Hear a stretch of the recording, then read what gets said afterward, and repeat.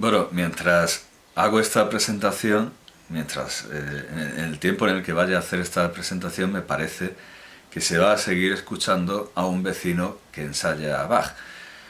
Lo cual, por un lado, me puede dar problemas en cuanto a derechos de autor, porque la inteligencia artificial puede decidir que se trata, naturalmente, la obra de Bach está libre de derechos de autor y libre de todo porque estaba casi usándose para envolver pescado hasta que la compró Mendelssohn. Me puede dar problemas si la inteligencia artificial reconoce la interpretación, se le ocurre que la interpretación se asemeja a alguna que esté registrada por alguna casa discográfica importante, por algún sello, lo cual lo dudo, porque es un ensayo, pero por el otro puede dar un buen efecto, puede mostrar que Andújar es una especie de lo que he dicho siempre, es la segunda Atenas o la segunda Florencia, donde yo aquí estoy presentando a los clásicos de la literatura, hay alguien que está ensayando a Bach y desde luego no estamos lejos de la civilización, de la gran civilización, de lo que es civilización de verdad. Con Bach o sin él, con problemas, con los derechos o sin ellos, voy a presentar a Rafael Flórez, el alfaqueque. No he encontrado el segundo apellido, no lo he encontrado por ningún lado, pero a cambio de eso, que se conocía como el alfaqueque, es algo de dominio público y universal que aparece en todas partes. He encontrado el modo de que se presente él mismo, porque he encontrado en el diario El Mundo una entrevista que le hizo Ignacio Amestoy en 2015, titulada Rafael Flórez, todo un alfaqueque. Sí, menudo alfaqueque que estaba hecho, pero ¿qué alfaqueque era, verdad? ¿Qué alfaqueque era Rafael Flórez? Nos vamos a enterar, tranquilos, de por qué lo llamaban el alfaqueque, que es la primera pregunta que nos viene a la cabeza más allá de cuál es su segundo apellido. Rafael Flórez, así empieza Ignacio Amestoy. Rafael Flórez. Ramón Gómez de la Serna dijo de él que era más madrileño que Lope de Vega. Desde hace 70 años, por cierto, al final, en una nota biográfica, dice, nació el 5 de agosto de 1926 en El Rastro, por donde ha vivido siempre. Estudió en el San Isidro, por el que pasaron Baroja o Marañón y donde también estudió su padre. Si nos vamos a antiguos alumnos más notables del Instituto San Isidro, encontraremos precisamente a autores del siglo de oro. Estas cosas tendría que tenerlas preparadas, pero siempre las improviso. El Instituto San Isidro, vamos a ver. El Instituto San Isidro, ahora está el Instituto San Isidro, desde 1845, está donde estaba el Colegio Imperial y los Reales Estudios de San Isidro, con lo cual, claro, el nombre es el mismo. Eran los Reales Estudios de San Isidro y el Colegio Imperial. Por lo tanto, si el Instituto San Isidro está donde estaba el Colegio Imperial y los Reales Estudios de San Isidro, podemos decir, a propósito de esto de que era más español que Lope de Vega, que prácticamente, que aquí estudiaron efectivamente Pío Baroja, Salinas, Pedro Salinas, no Juan de Salinas, Pedro Salinas, Alonso Zamora Vicente, Camilo José Cela, Antonio Machado.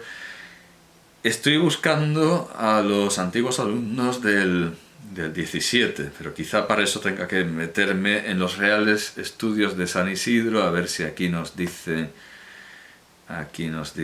quiénes estudiaron. Bueno, puedo directamente ver, porque es lo que quiero saber, dónde estudió Lope de Vega, que es lo que quiero averiguar. Calderón estudió ahí, pero sí, vamos a ver, es eso.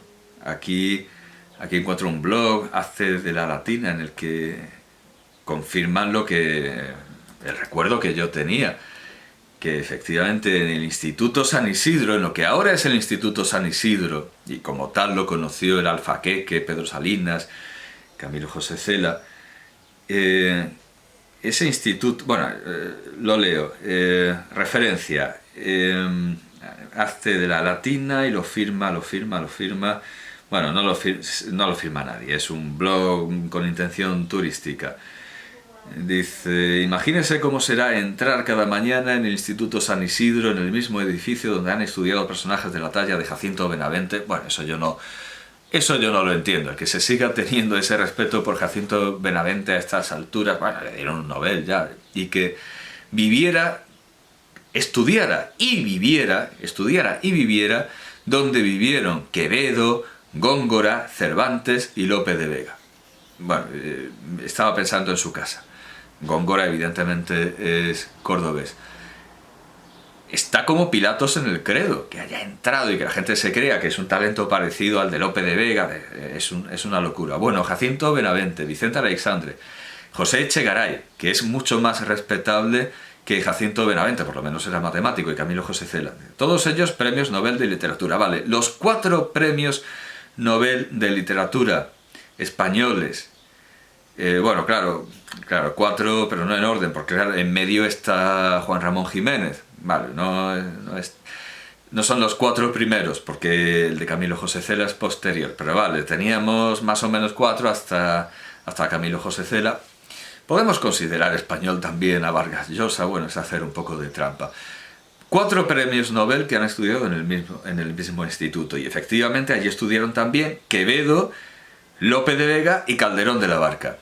Así que cuando Ramón Gómez de la Serna decía que era más madrileño que Lope de Vega, bueno, más o menos, seguramente era más madrileño Lope de Vega, pero estudió donde estudió Lope de Vega. Que por cierto, me gustaría saber cómo anda ese instituto ahora. ¿Cuántos genios de las letras universales y cuántos premios Nobel produce más o menos en cada hornada? Tiene que ser un lugar interesante, lo digo en serio, me gustaría visitarlo, y como soy profesor de secundaria, y esto seguirá siendo, claro, caramba, será un instituto público de educación secundaria, seguro que hay alguna manera de que yo traspase esas puertas e incluso dé alguna clase y vea lo que hay. Es desde luego un monumento insólito, porque realmente es absurdo, pero lo que se llama la Edad de Oro y la Edad de Plata, y lo que se viene a llamar ahora Edad de Plata, salió de ahí, salió de ese instituto, de donde salió también Rafael Flórez el Alfaqueque. Bueno, dice Ignacio Amestoy, Ramón Gómez de la Serna dijo de él que era más madrileño que Lope de Vega. Desde hace 70 años cultiva el periodismo, donde lo ha hecho todo, hasta fundar la agencia Hispania Press,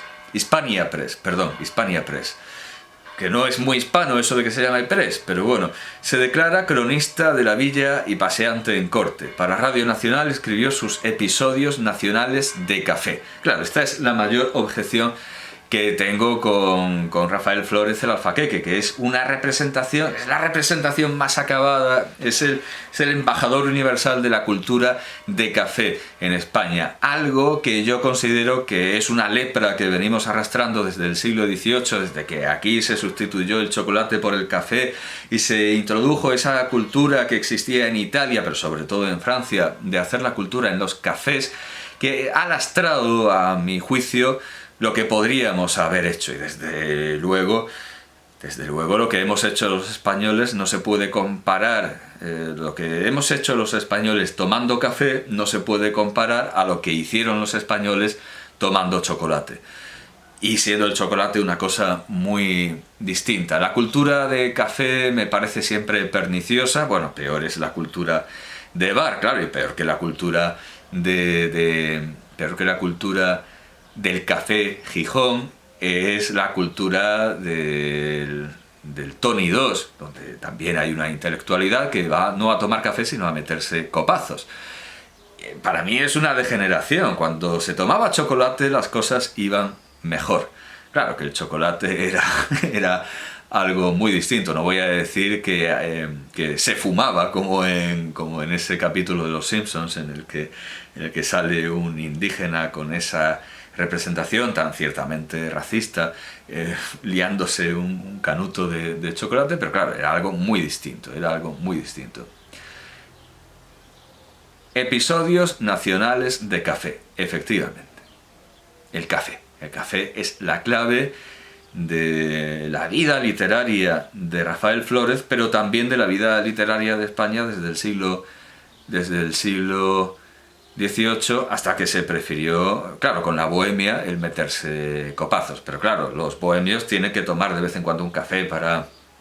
e incluso chocolate también, porque los bohemios de Valle Inclán acaban en San Ginés, en la chocolatería de San Ginés, pero eso es volver a la semilla, volver al chocolate que era el origen como final de una degradación, de una degeneración de estos bohemios que en lugar de tomar chocolate o café lo que se meten son unos lingotazos que no se lamen. Bueno, episodios nacionales de café, queda bien claro de qué va esto. Sigue diciendo Ignacio Amestoy, querido por Ortega o Azorín, es biógrafo de Jardiel. Bueno, claro, yo esperaba ir presentando los libros y lo tenía en orden, pero bueno, pues ya lo digo. Es biógrafo de Jardiel Poncela. Tengo aquí sus dos biografías, una más sintética, una más para estudiantes, con una antología final, una cronología. Jardiel Poncela en la colección Epesa, en la colección Grandes Escritores Contemporáneos de Epesa, donde también tiene su Dors y su León Felipe.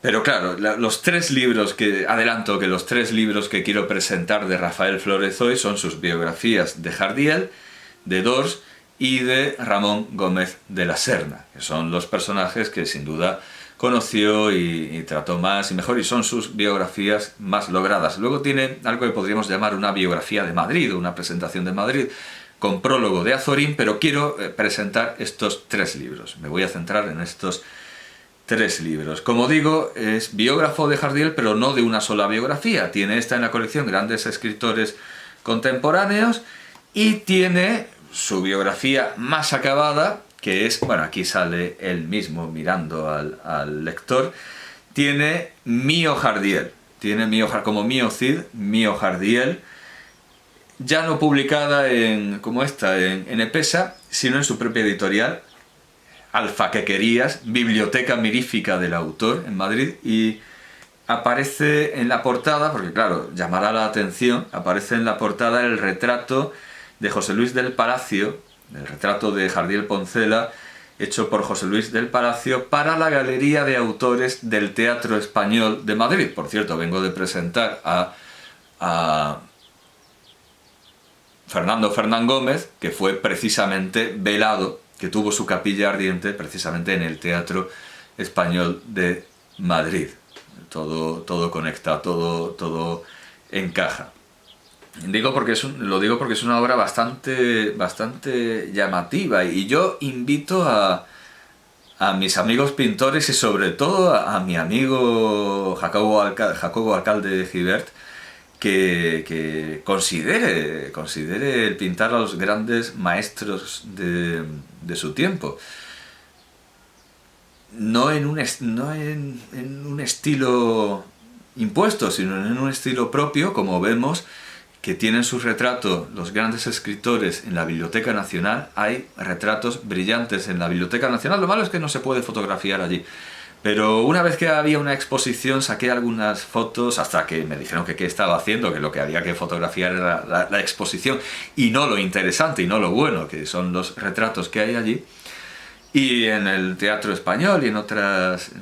Es un retrato interesante, sobre todo por el humo. No quiero decir que sea un retrato... es un retrato interesante por lo que no es el retrato. El retrato no es demasiado bueno, no ha representado a Jardiel Poncela de una manera demasiado favorable en absoluto, pero lo que lo rodea es bastante interesante. E igualmente un retrato también muy interesante protagoniza la portada de Ramón de Ramones, que es de... vaya... La portada es de...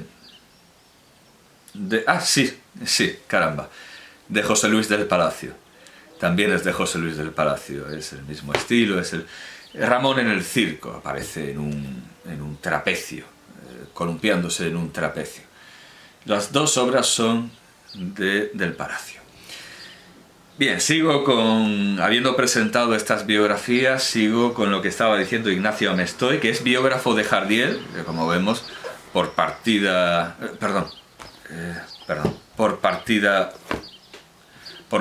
doble, es biógrafo de Jardiel, y de Cela. De Cela tiene una biografía que, al igual que esta es Ramón de Ramones, su biografía de Camilo José Cela es Camilo de Camilos. Gutiérrez Solana, Dors, es el tercer libro que quería presentar, o claro, Ramón de Ramones, Ramón a los que trató. Va a publicar sus indiscretas memorias. Con cerca de 90 jóvenes años es el alfaqueque. 90 jóvenes años en 2015, murió en 2019. La verdad es que no sé si esas memorias llegaron a publicarse, porque como yo me he centrado en su obra biográfica, bueno, si se publicaron que me lo diga. Seguro que mis amables lectores, porque quienes me escuchan, quienes son mis oyentes son lectores, seguro que lo saben y me lo pueden decir y están aquí simplemente por el placer de oír una historia repetida que ya saben, como los niños que quieren que les cuenten una y otra vez la misma historia. Esta es su biografía de Dors y claro, hoy día es problemático el que un libro sin ilustración de portada se llame Dors, porque podría ser el poeta y catedrático, creo, el poeta y académico erudito Miguel Dors, o podría ser el sacerdote y escritor Pablo Dors, o podría ser seguramente cualquier otro Dors que sea importante en las letras. El apellido Dors se ha hecho fuerte, se ha enrocado en las letras españolas y ya no basta con Dors. Pero claro, si se dice Dors, en general entendemos que es Eugenio o Eugeni, y quizá por esa duplicidad, por esa dualidad, no ha querido mojarse y lo ha titulado simplemente Dors, porque la de Jardiel Poncela es solo Jardiel, ¿no? Vamos a ver. Jardiel Poncela, solo el apellido. Vale, aquí solo se usa el apellido, aunque en los autores extranjeros se usa el nombre también. Bueno, y está también León Felipe, que no la he podido conseguir. Sería una biografía en el estilo de este otro gran desterrado, un poco olvidado en España. León Felipe, por desgracia, comparte con Ramón Gómez de la Serna ese carácter de desterrado eminente, pero al final un poco olvidado en España.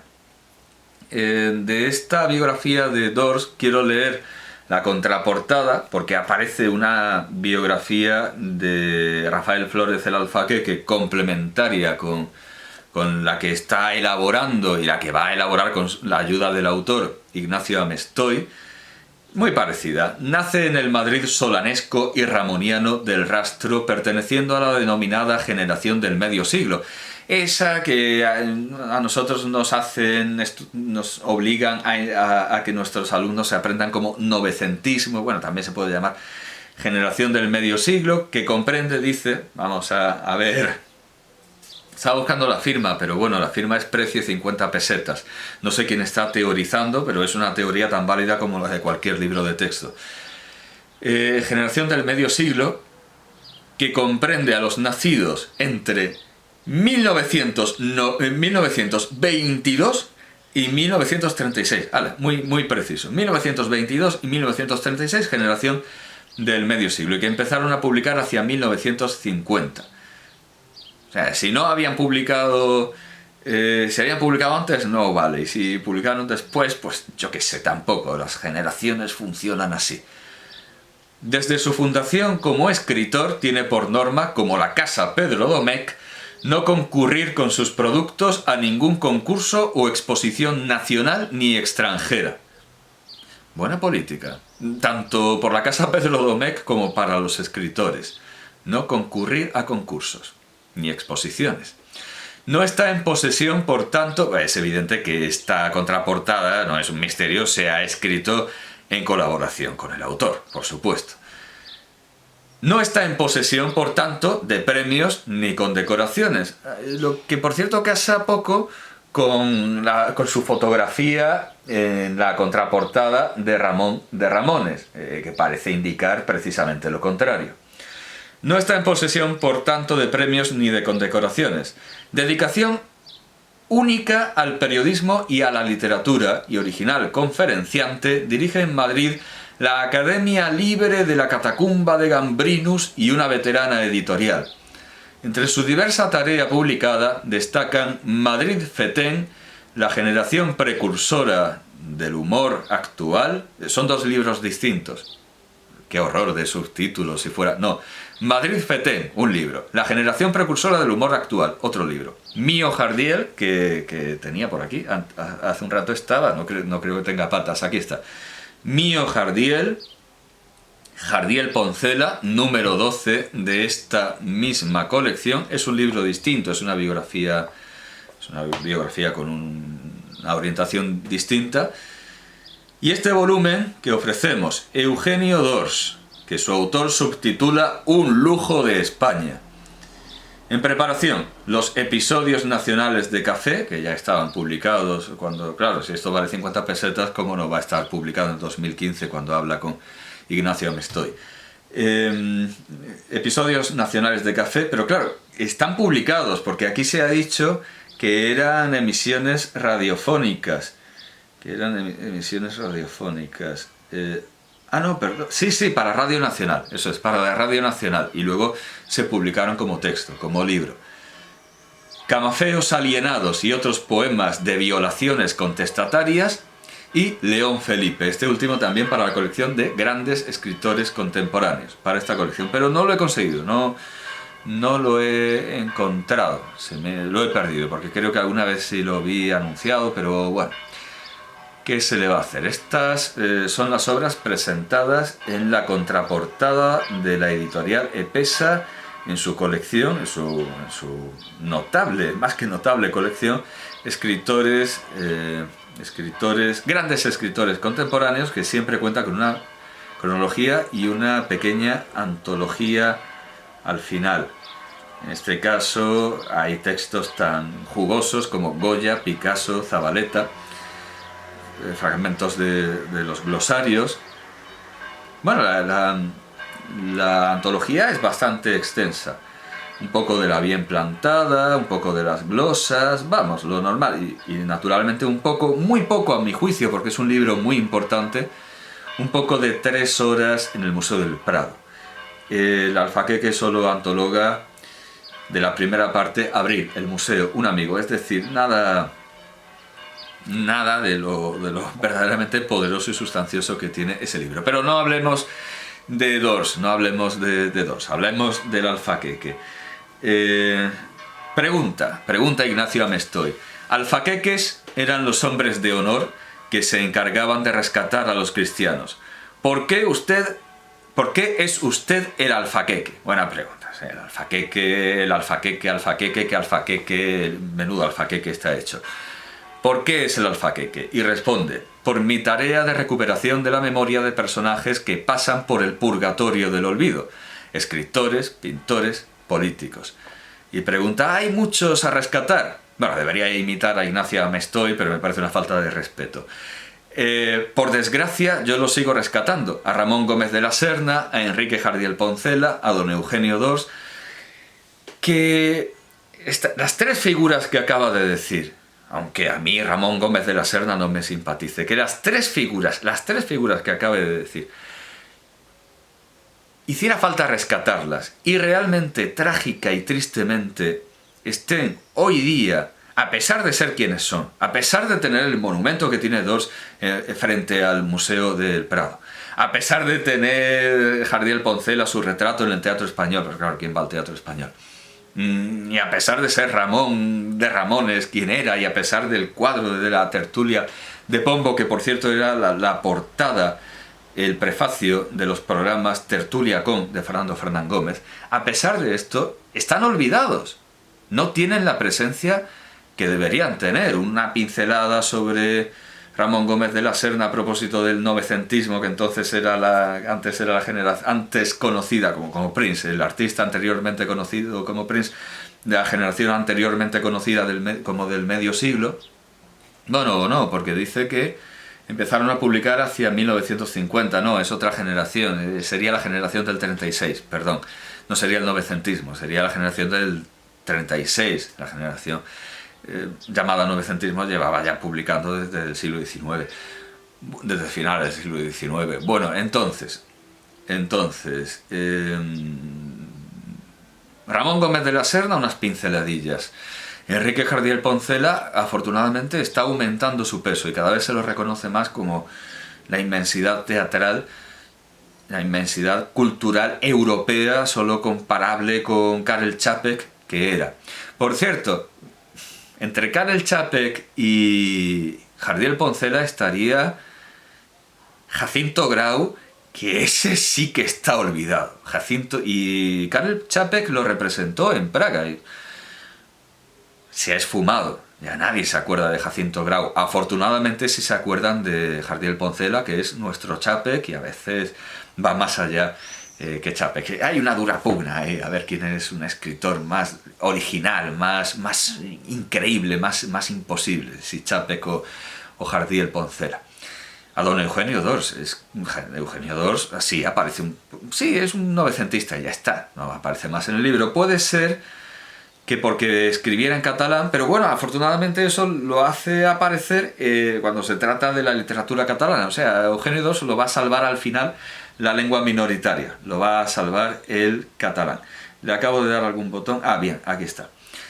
¿Fue usted, le pregunta Ignacio Mestoy, fue usted periodista de la revista Escorial, que Mainer dijo que era la voz del falangismo liberal? O sea, ya salió el falangismo. Y dice, allí se concitó una pléyade de personajes que van de Ridruejo a Laín, pasando por Rosales o Antonio Marichalar. Adelanto que en otro artículo publicado en El Mundo, que desvela un poco el final de la historia, nos cuenta el final, hace spoiler, dice, muere Rafael Flórez, presidente de los Ramonianos, emperador en el exilio del Café Gijón. Por cierto que aparece en la sección Literatuta, que es un palabra sin sentido que le hubiera gustado mucho, sin duda alguna, a Ramón Gómez de la Serna. Literatuta. Así, tal cual, en El Mundo, que es un diario de tirada nacional. Literatuta. Muere Rafael Flórez, presidente de los Ramonianos, emperador en el exilio del Café Gijón. El penúltimo eslabón que llevaba de nuestro tiempo hasta la edad de la literatura de los cafés, ha fallecido a los 93 años, a esa edad. Hay una fotografía suya como de una redada policial, se ve que medía 1,80 con el pelo alborotado, pero también haciendo perspectiva, sepa Dios. Bueno, tampoco es algo que nos importe la estatura y el peso de los escritores, aunque yo recuerdo que Blanco y Negro tenía una sección en la que los invitados tenían que rellenar una ficha y una de las preguntas era sus escritores, músicos y pintores favoritos, y había respuestas muy profundas, había gente que se salía del margen, pero esa ficha la rellenó un miembro del afortunadamente desaparecido dúo cómico Martes y 13, madre mía,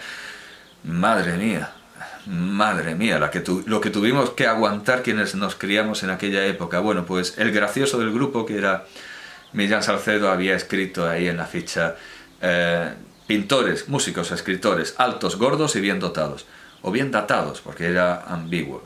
O sea, que se supiera bien su cronología. Desaprovechó una oportunidad que de todas maneras iba a desperdiciar. Así que la estatura de Rafael Flórez es algo, creo yo, irrelevante. Bueno, leo la noticia. A Rafael Flórez hago un inciso y luego vuelvo con Ignacio Amestoy. Porque aquí en esta noticia no se explica ni por qué lo llamaban el alfaqueque, ni tantas otras muchas cosas. A Rafael Flórez su longevidad le dio tiempo para hacer muchas cosas. Entre otras fue ensayista, profesor de literatura española en Alemania, bueno, la verdad es que eso no lo decían, y corresponsal en varios países, sin olvidar su presidencia de una asociación de amigos de la Capa o la secretaría de la Academia de las Artes y las Letras de San Antón, cargo que ocupó a perpetuidad. Pero por encima de todos esos quehaceres, Rafael Flórez fue periodista. Bueno, dedicación exclusiva, ya lo ha dicho, nada de premios, solo periodismo, periodismo, periodismo.